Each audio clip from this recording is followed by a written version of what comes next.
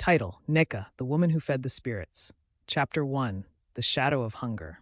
After the curse of emptiness struck Okoro's household, Neka lived like a woman walking between two worlds, one filled with hunger, the other with silence.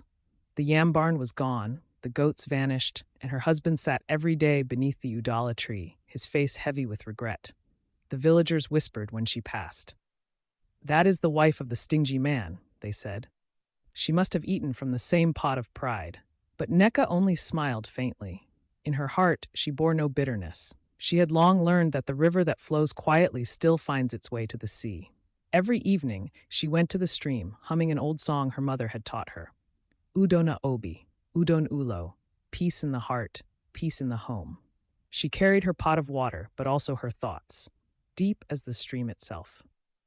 Chapter 2: The Secret of the Calabash. One morning, Neka walked into the forest to gather firewood. Beneath a fallen palm leaf, she found a small clay calabash, sealed with palm fronds and covered in red earth. Something about it pulsed faintly, like a living heart. She whispered a short prayer. Chukwu okike, let no evil follow me home. When she opened the calabash, she found a handful of white cowries, a few grains of rice, and a strip of old cloth tied with a knot. On the cloth were the faint words, "Feed with kindness, and the spirits will feed you." Nika understood at once. The forest was speaking. She carried the calabash home, set it before her small shrine, and began to share what little she had. Each evening, she placed a bit of food, sometimes only gari and palm oil, beside the calabash. Then she prayed for the hungry souls wandering the world. Chapter 3: The Return of Fortune. Days passed. One dawn, as she swept the compound, she noticed green shoots sprouting near the old yam barn, though no one had planted there. Within weeks, strong yam vines climbed the fence, their leaves thick and fresh. When harvest time came, she dug up the soil and gasped. Beneath it were beautiful white yams, smooth and heavy like ivory tusks. The villagers gathered again, whispering, "Did not Okoro's barn turn to stone? How then does his wife harvest fresh yams?" Pamadu the elder nodded slowly. "The spirits may punish a man, but they reward the woman whose heart is pure." Okoro, humbled, fell at his wife's feet. "Neka, you have done what I could not. You fed the spirits that I turned away." Neka lifted him gently and said, "The land listens to the heart, not to the tongue. I gave not from wealth, but from will."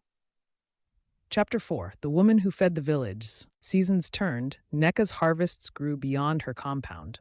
Her yams spread through the village like blessings scattered by the wind. No one ever saw her refuse a guest. Whether the person came with blessings or burdens, she fed them alike. Soon, travelers stopped at her compound, calling it Ult Neka, the mother's house. Even the Dibia, priest, said her compound glowed faintly at night, as if watched over by unseen ancestors. Her children grew strong and wise, and Okoro, once broken by shame, became her helper, pounding yam and fetching firewood without complaint. Chapter 5: The Feast of Forgiveness. When the new yam festival returned, the elders decided that Neka should open the first yam of the season. It was an honor given only to the pure-hearted. Before the whole village, she raised the yam toward the sky and said, "Let every hand that gives never lack. Let every heart that loves never hunger.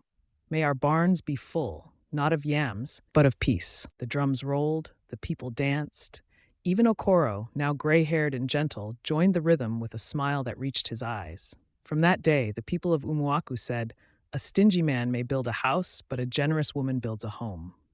Chapter 6: The Legacy of Neka. Years later, when Neka passed into the land of the ancestors, the villagers buried her beside her husband under the Udala tree. And at night, travelers swore they could still see a faint glow in that place, the light of a calabash that never ran empty. The young maidens told her story by moonlight, their voices soft like river songs. She who gives from an empty bowl will never be poor. She who feeds spirits feeds her soul. And so, long after Okoro's story faded, the people remembered Neka, the woman who turned hunger into harvest and shame into blessing. Moral: the strength of a man lies in his wealth, but the strength of a woman lies in her heart. The earth listens not to gold, but to kindness.